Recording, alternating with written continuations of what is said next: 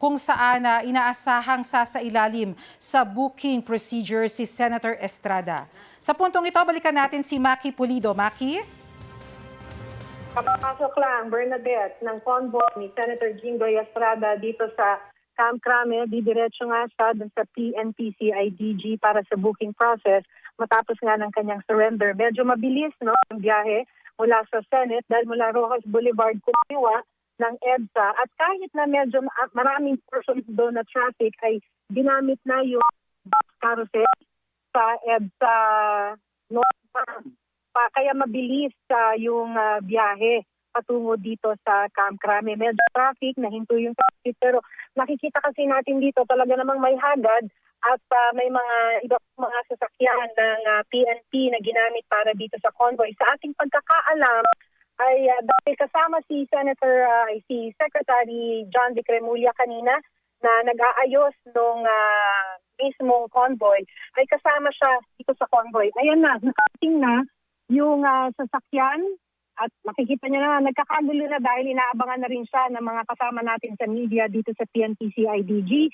Pero yung sasakyan na kung saan lulan itong si Senator Jinggoy Estrada ay nakarating na dito sa PNP-CIDG sandali. Susubukan lang natin lumabas para magtuloy-tuloy yung ating live video dito.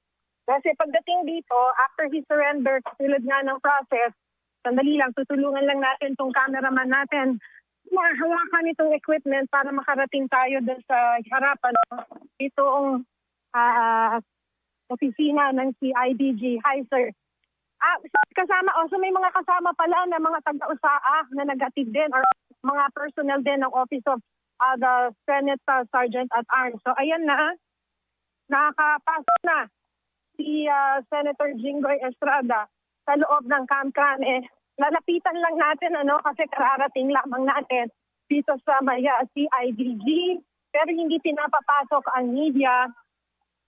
At titingnan natin, may mga kasamahan tayong nandito ngayon. Kasi dito na alam mo naman yung booking process, kailangan po na ng mugshot, kailangan din ng fingerprinting dito sa loob ng CIDG. So walang pinapapasok ngayon na mga taga-media. Kaya medyo naman siyempre nagkakagulo dahil marami naman gustong sunan yung pagpasok ni Senator Estrada sa loob. Pero walang makapasok sa ngayon. Deb? Okay, Maki, nakita nga kitang humahangos dyan at pinipilit sanang makalapit kay Senator Estrada. Pero Maki, matanong ko lang, nakita ko nga na siya inescortan din dyan kasama ni SILG Remulla. Ito ba, Maki, ay talagang part ng standard operating procedures na siya ay samahan ng mga kawani ng OSAA at nandyan din si Secretary Remulla? Yung sa USAA, baka naman of course ay courtesy because he is the sitting president. At kanina, inaayos, nakita nga natin si Secretary Remulla na nag-facilitate yung mismong surrender nitong si Senator Jinggoy. Alam mo sa ngayon, Bernadette, nasira yung pinsuan ng CIDG so sobrang git-git. Oo, nakikita ko nga. Ng PNP kung nakikita ninyo. Pero talagang very strict at marami talagang pulis na nakaabang dito.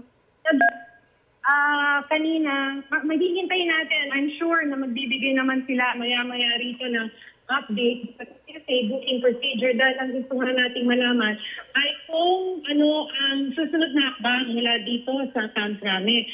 Dahil maalala natin dun sa kaso ni Senator Revilla, ay umayaw na ang PNP na sila ang prosecutor. And of course, the process is he has to be surrendered to the court kung saan in-issue yung warrant. At ang nag-issue ng warrant ay sa Alliances Division. So we are expecting na after the booking process, he has to be surrendered to the court that issued the warrant of arrest. Bernadette? Okay, maraming salamat sa iyong update. Maki Pulido, babalikan ka namin mamaya.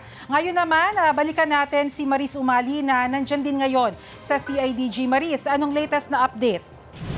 Yes, Bernadette, nandito tayo ngayon sa labas din ng